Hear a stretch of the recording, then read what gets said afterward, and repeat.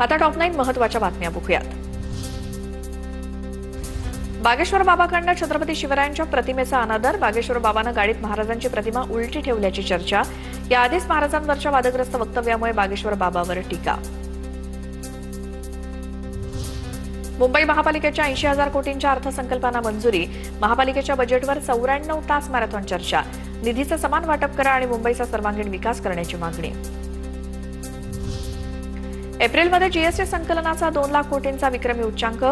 गेल्या वर्षीच्या एप्रिल महिन्यापेक्षा 8.7% जास्त संकलन।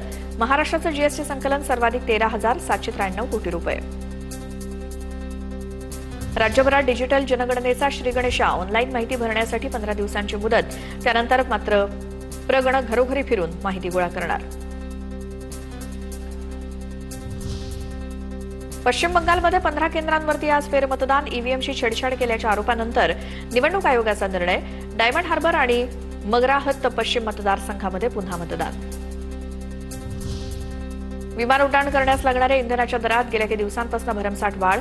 एअर इंडिया कंपनी आता दररोज 100 फेऱ्या कमी करणार।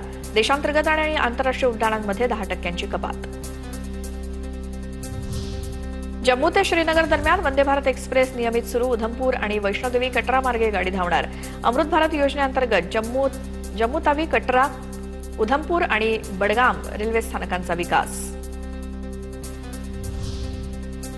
12वीच्या बोर्ड परीक्षेचा निकाल आज जाहीर होणार। सकाळी 11 वाजता बोर्डाची पत्रकार परिषद। दुपारी 1 वाजता ऑनलाईन निकाल पाहता येणार।